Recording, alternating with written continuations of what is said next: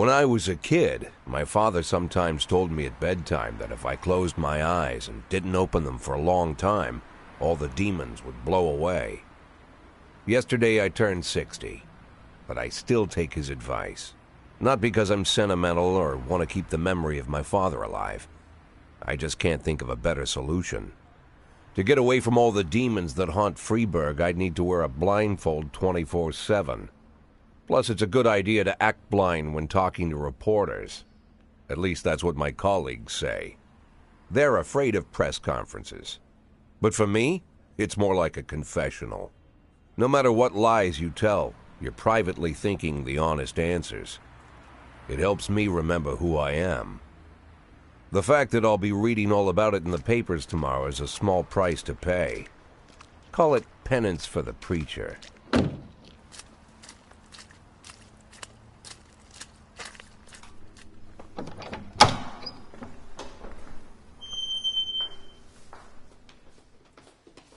This is the first time I'm afraid of those answers my mind has given me. Not because I'm mad I'm losing my job. Though it's true, I'm mad as hell. Not because I subconsciously blame everyone else. Though I damn sure do blame them. And don't even ask me what my next move is. I can't imagine. But even that doesn't scare me. The worst thing is, I know I'm gonna have to do something. And I'll be damned if I know how far I'll go. I may have a lot of vices, but predictability isn't one of them.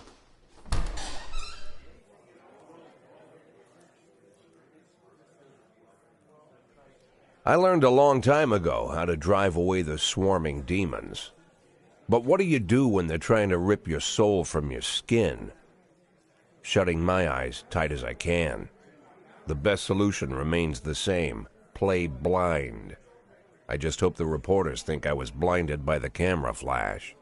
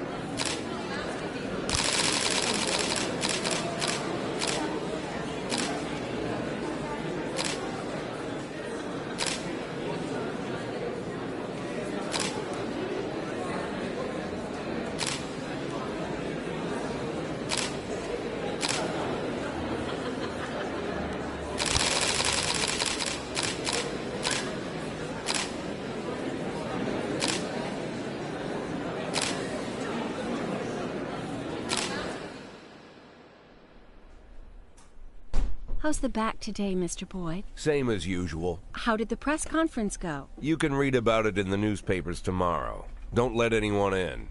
Even Mr. Kendrick. Especially Mr. Kendrick.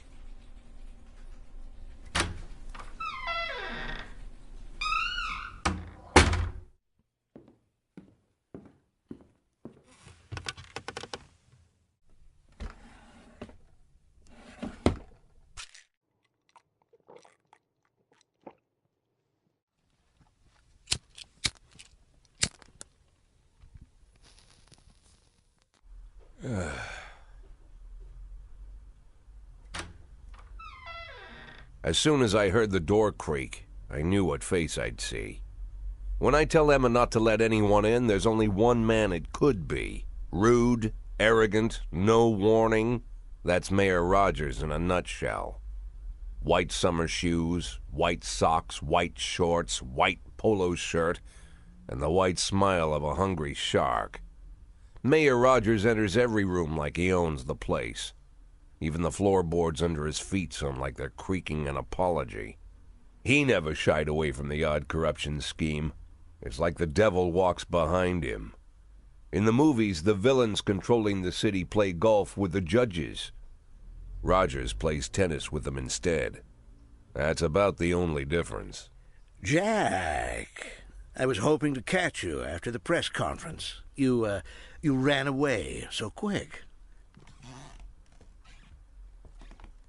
There's no smoking at City Hall. No reason for me to hang around. Well, this morning I signed a ban on smoking in all public buildings. Soon you won't be able to smoke here either. Soon enough I won't be here at all. That's what I wanted to talk to you about. The people of this city like you, Jack. The police chief of all people. Don't betray that, Jack. Don't get wrapped up in any schemes. Sit nice and quiet for the next 180 days, and you'll be remembered as a hero. That's the only thing that you still have left. Be the hero. Then how am I supposed to scrape together a retirement fund? You had a million chances to secure a luxury pension, one that even I would have envied, although I've never set aside any money for myself. I'm not planning to retire anytime soon.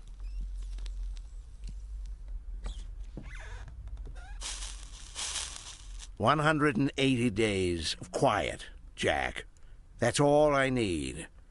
I don't have any problems with you, and you won't have any problems with me. I have a new assistant, Troy Starr. If you have something to tell me, call him. But try not to bother him. He's a busy man." I'll do my best. "And quit smoking up the office. One of my friends will be using it soon."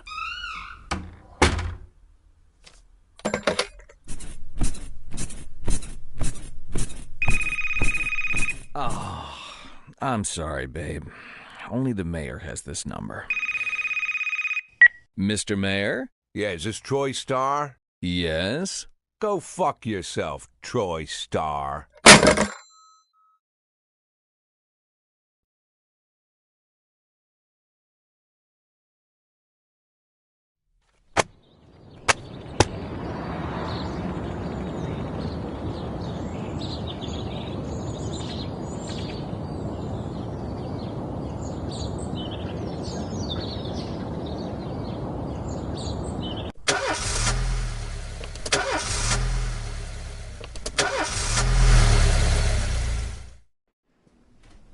Cops don't use the police station cafeteria anymore. There's some kind of stigma against sitting shoulder to shoulder with your partners. Everybody just takes snacks from the machines or grabs a meal and hammers it down in the corner like a vulture on a corpse. The main thing? Don't look into anyone's eyes.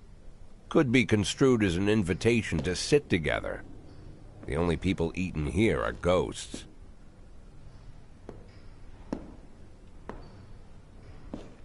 My deputy, Francis Kendrick, he recently became one of those ghosts, the subject of one of the most devastating corruption scandals in the history of Freeburg.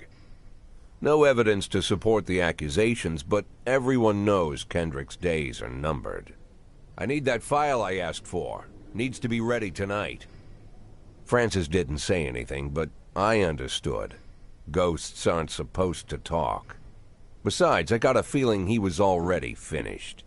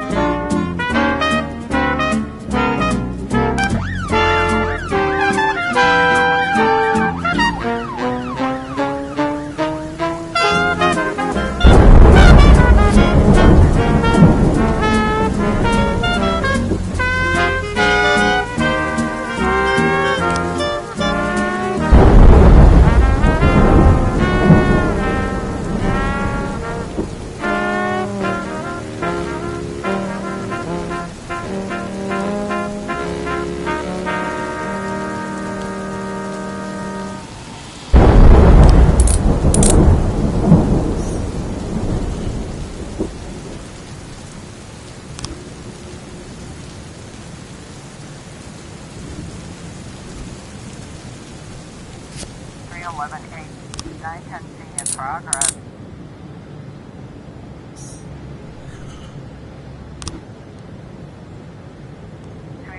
A in progress.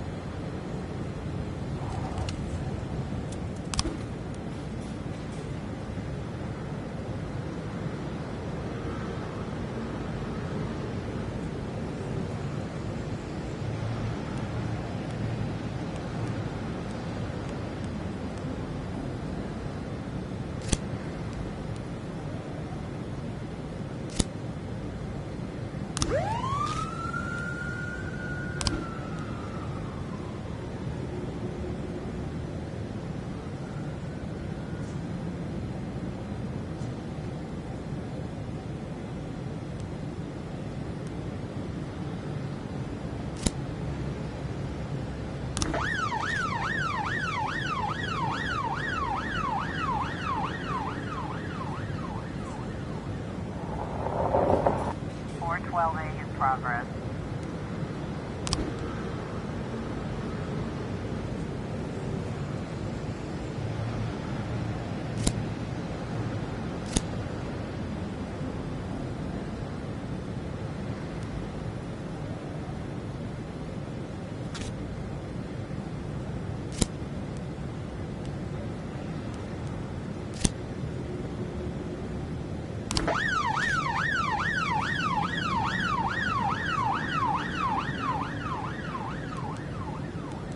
Officer on scene, looks like we have a situation here.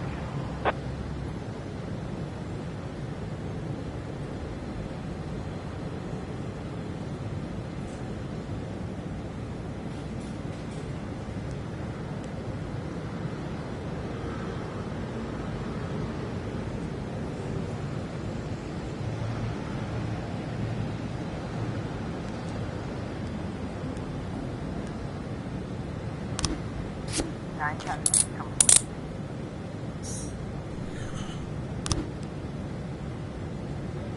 311A complete.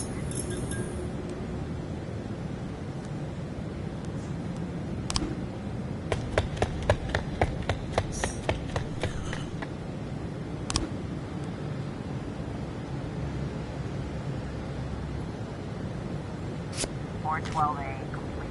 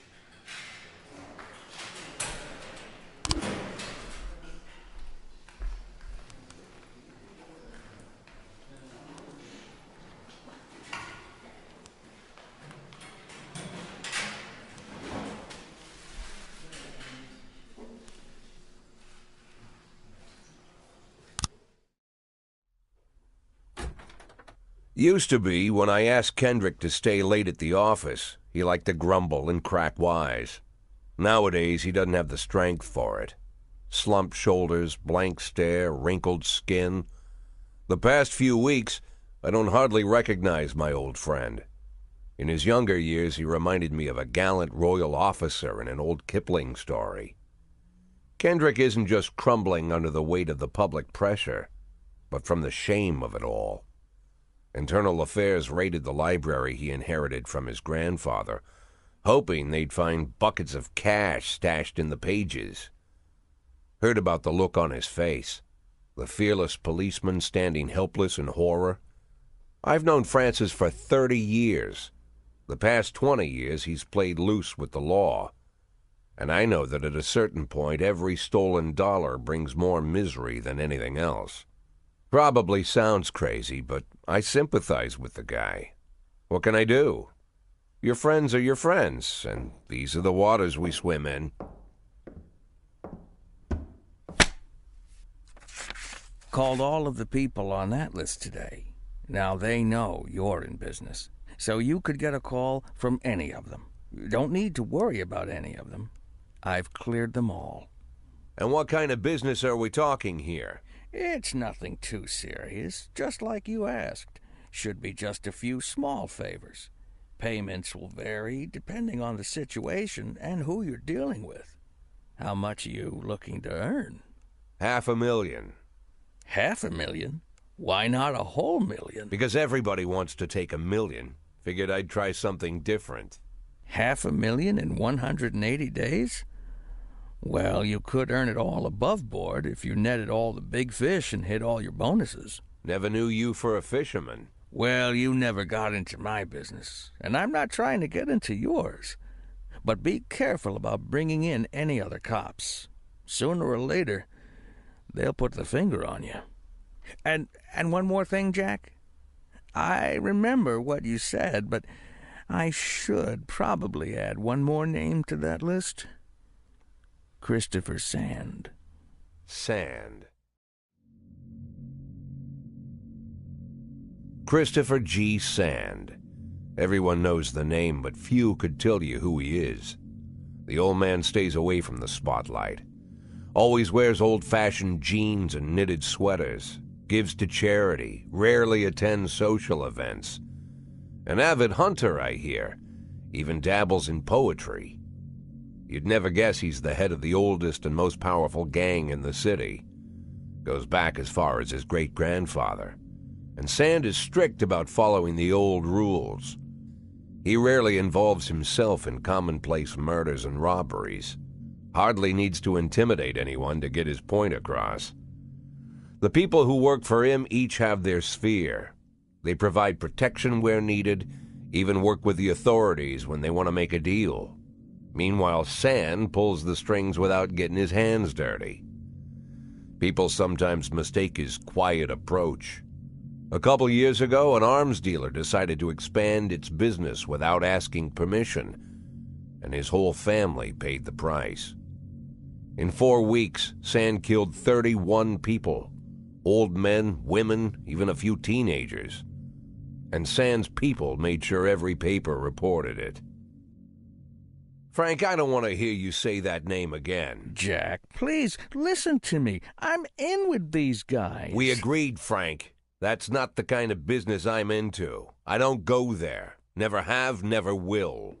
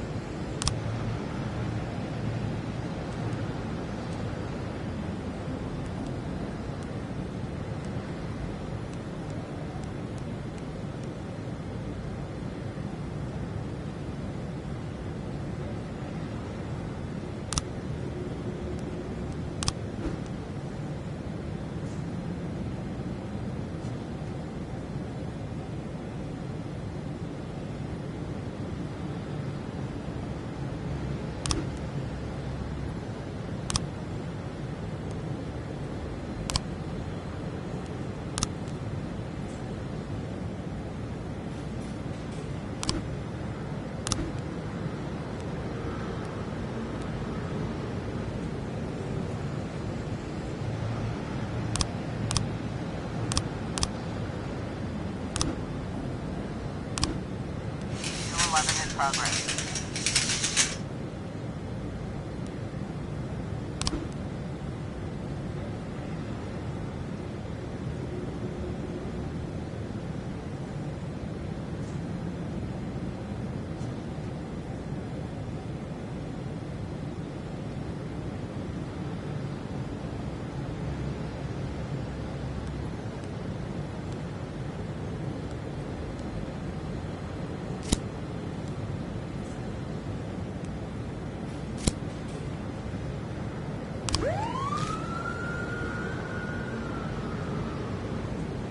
In progress.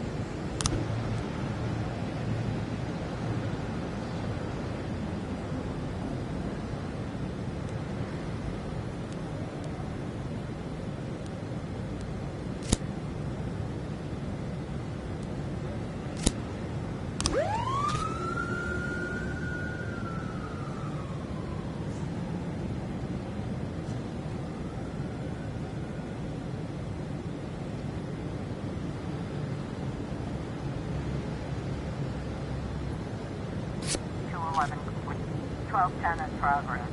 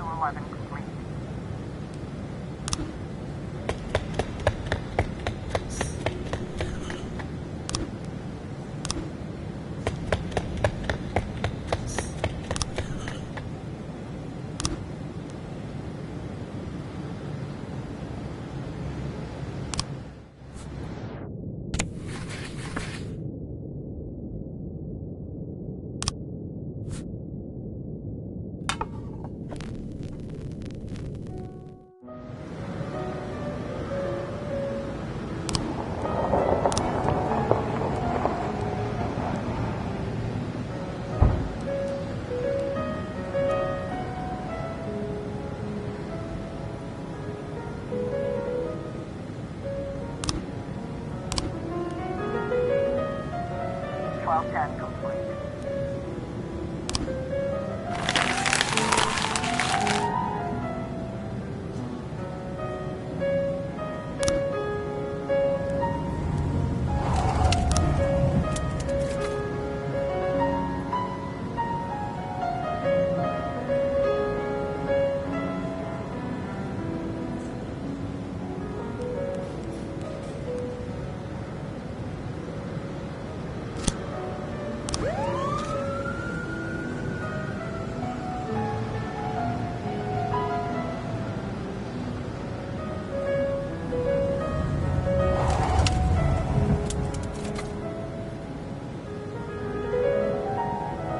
1111 in progress.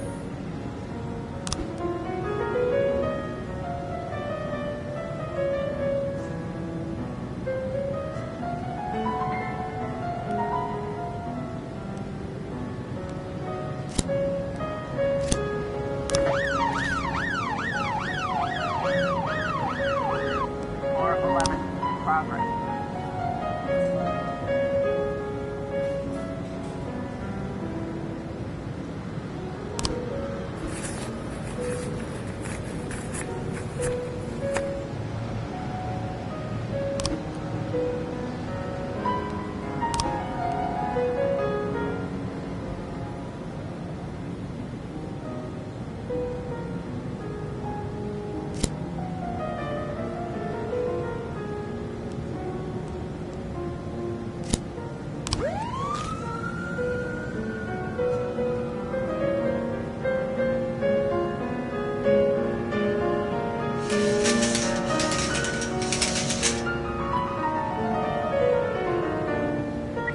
Got a situation here.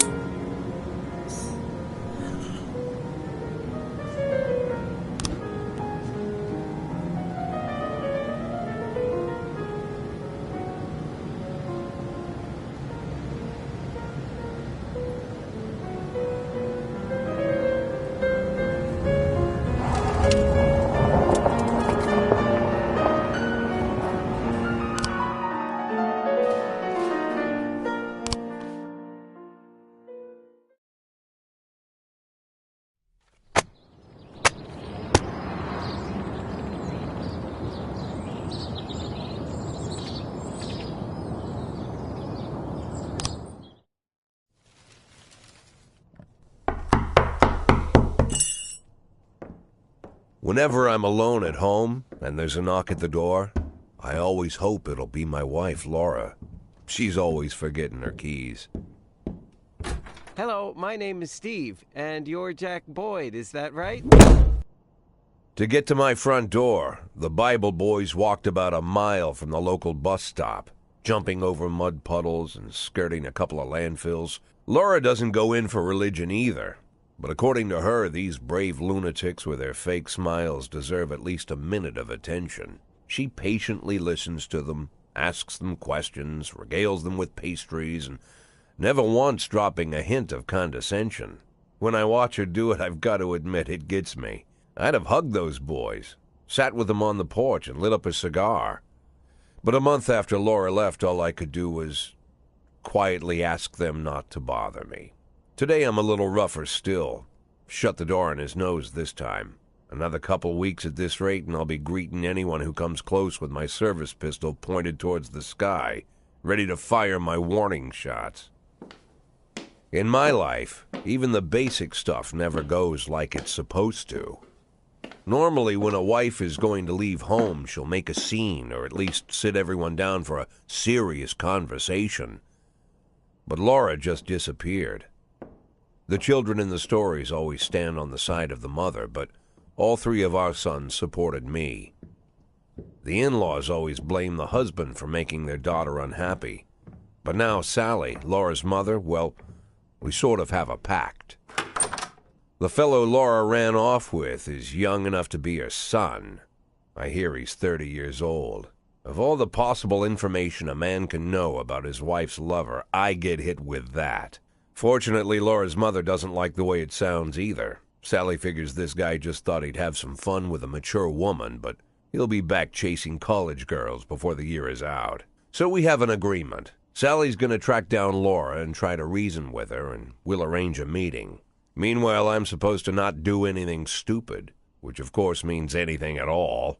It's a crazy situation. I'm the police chief, and the person I'm trusting to find my wife is an old woman armed with a phone book. But I can't afford to lose Sally as an ally. So for the moment, I had to swallow my pride.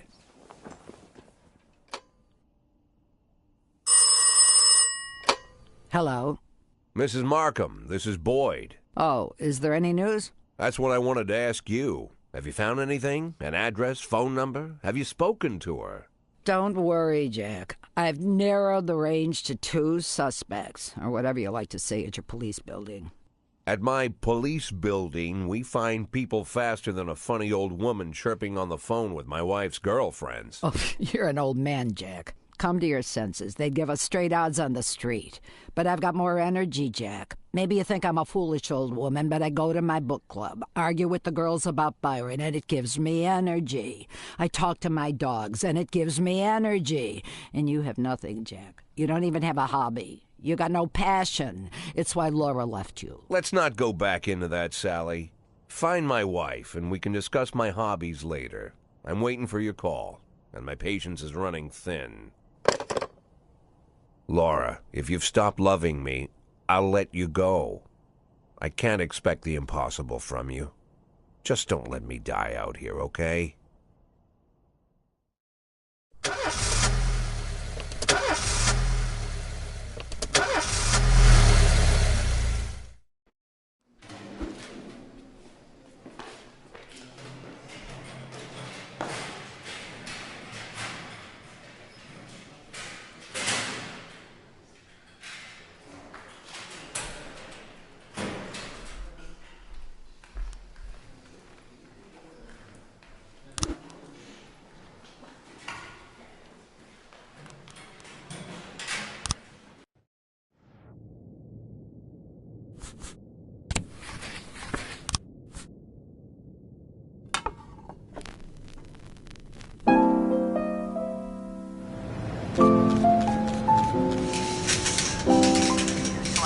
Progress.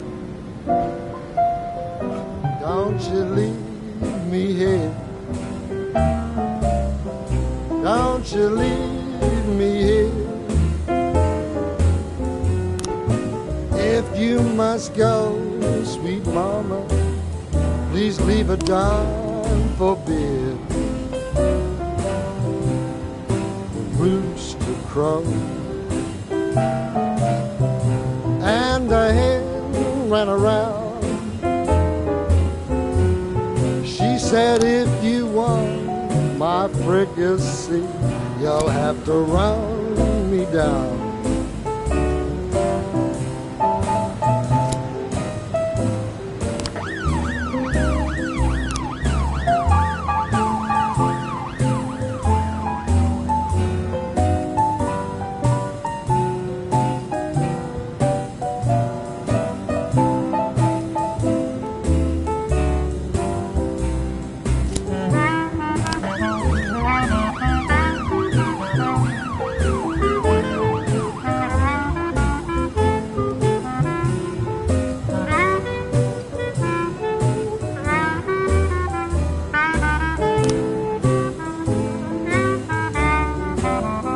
I'm Alabama bound,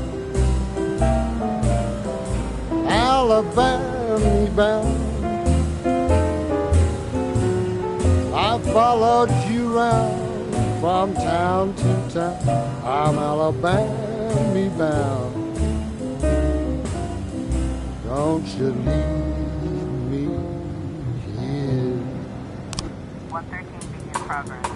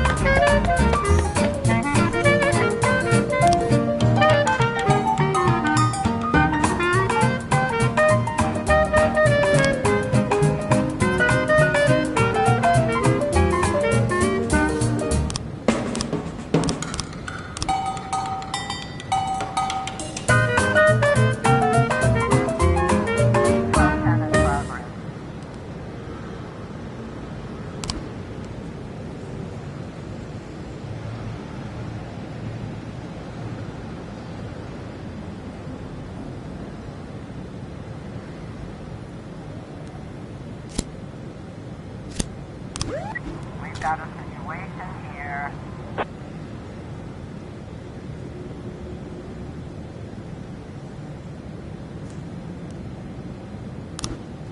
One 13 complete.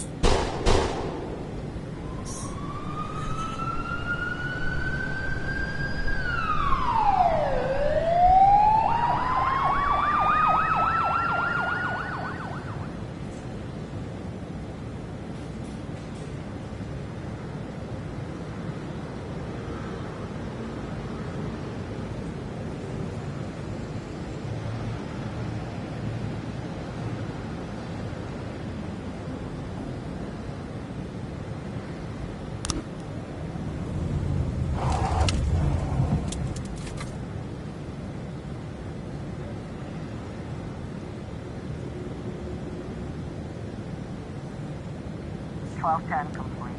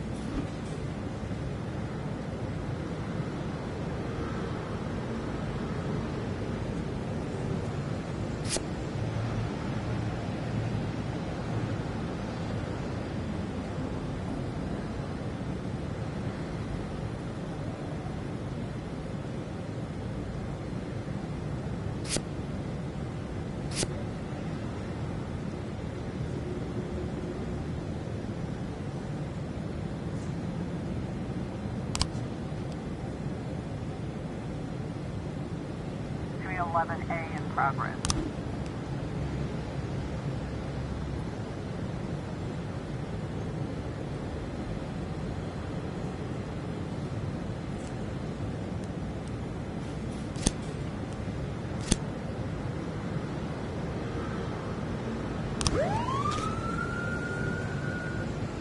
A in progress.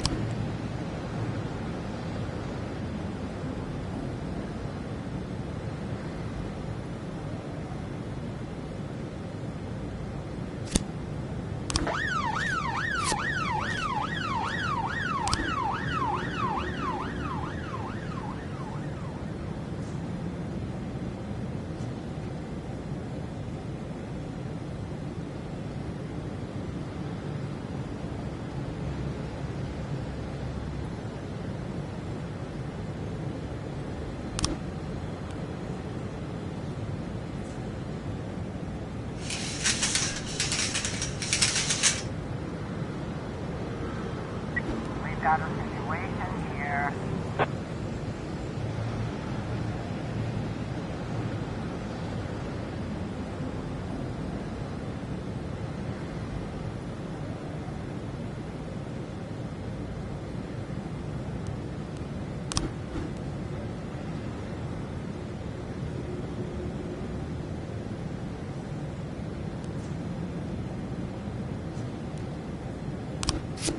A complete.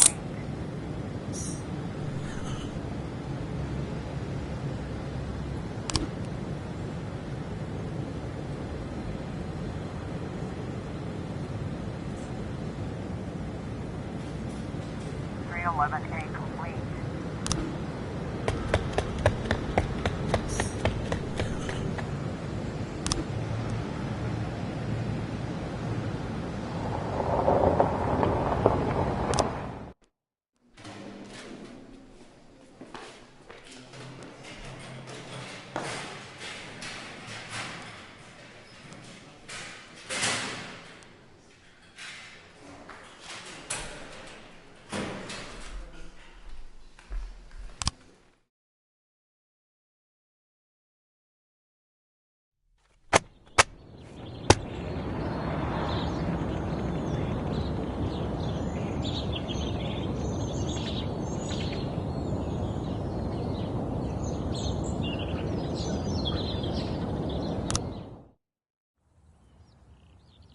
Why would a man need a barn?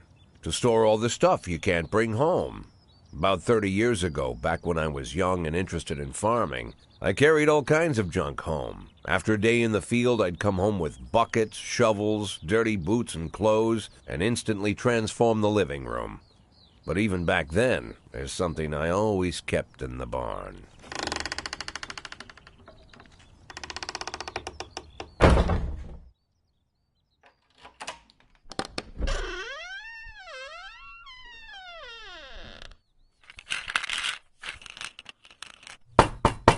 I stopped keeping my pills inside the house because every time I was about to take a triple, someone would knock on my bedroom door. Now they're knocking on my barn door. Well, fine. It's not every day that someone comes to visit your barn. In all the years we worked together, Kendrick never came to visit the house. We drank at bars, went fishing, went to the mountains, even chased off some poachers one time. But he never came for dinner with the family. We never watched football over here. And now he's brought his friends to visit my barn. I always try to look unsurprised, like it's an everyday thing to get visitors at the old barn, especially guests with their own personal bodyguards. But Kendrick is sharp enough to see he's caught me with my pants on backwards. Sorry for the surprise, Jack. We saw you from the car. Figured we'd find you in here. I'm going in for a minute, fellas. These guys will wait outside.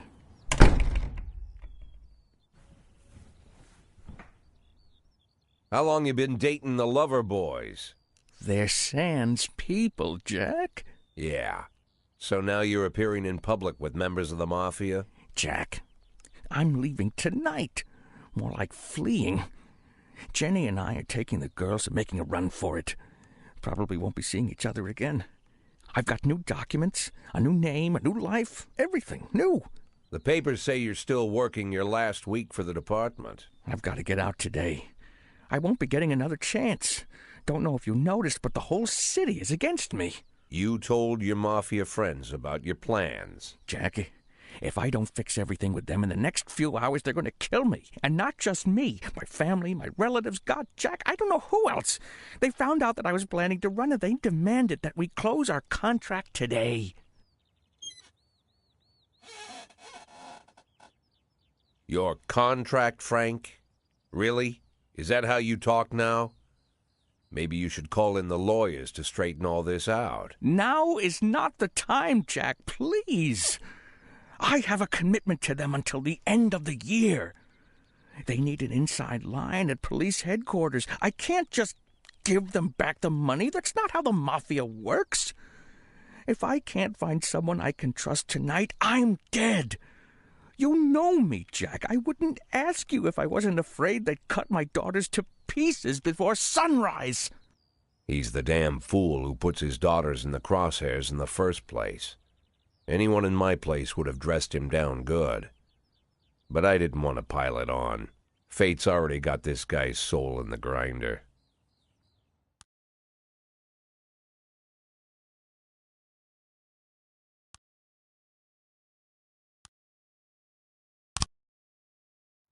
Give him my phone number and tell him it's done. Don't call me. Don't come to work today. I don't want to see or hear from you again. Time for you to go. Jack, Get the fuck out of my nice cozy barn, Frank.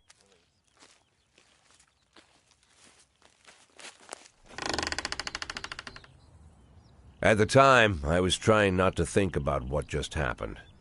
It was almost too much to take in.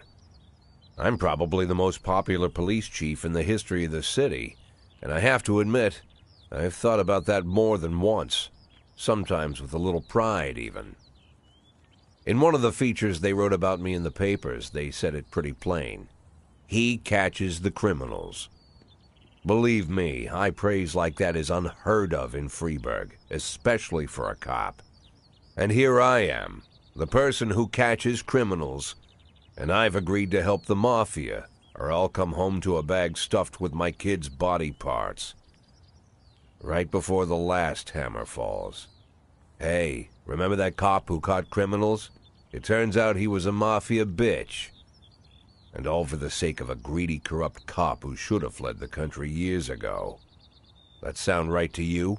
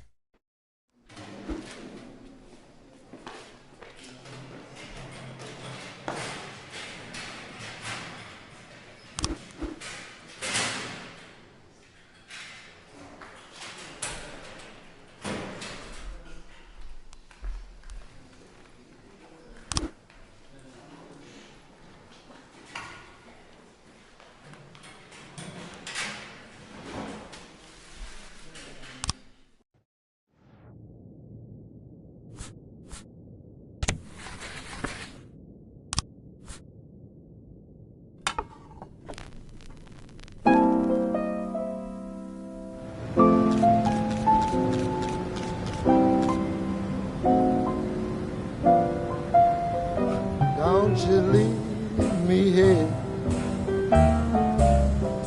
Don't you leave me here. If you must go, sweet mama, please leave a dime for beer. Rooster crow and a hen ran around. She said, if you want my fricassee, you'll have to run me down.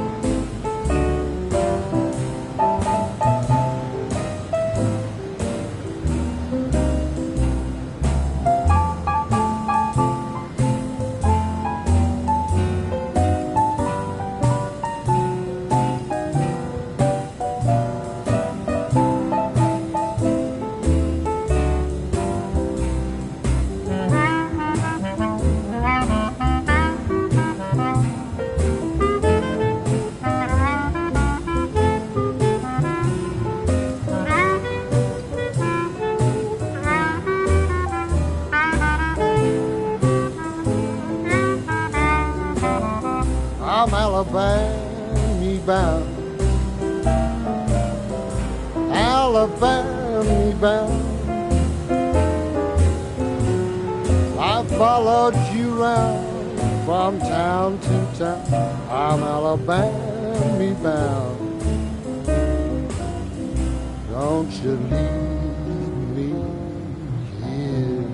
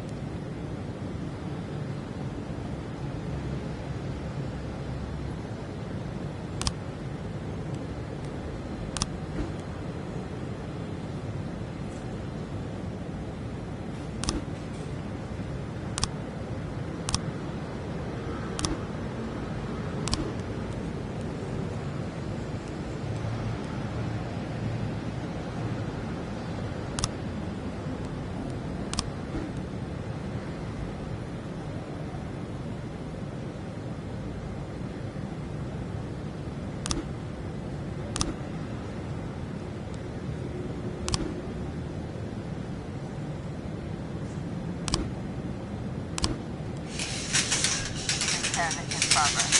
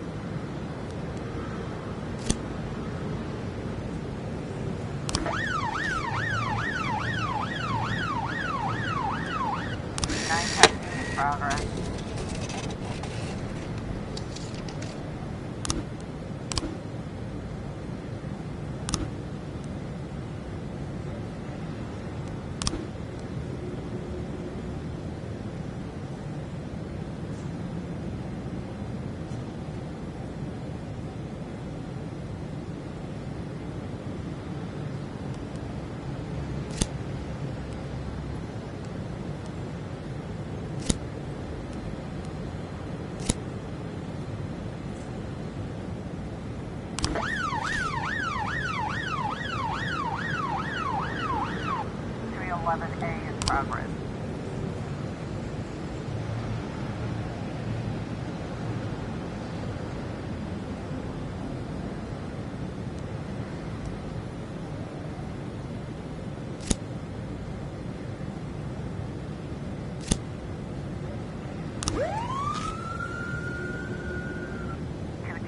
Complete.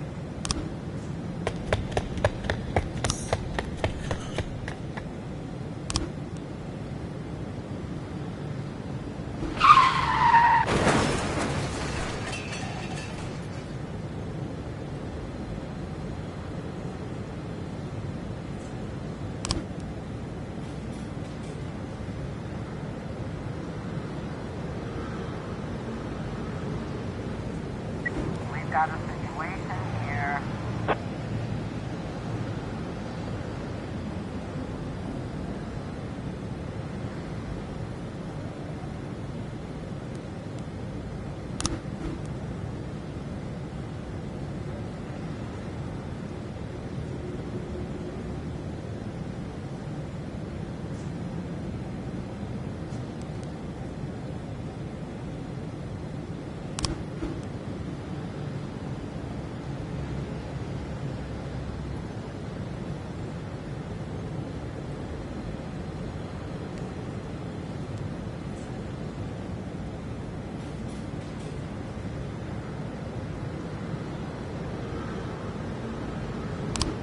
Nine testing complete.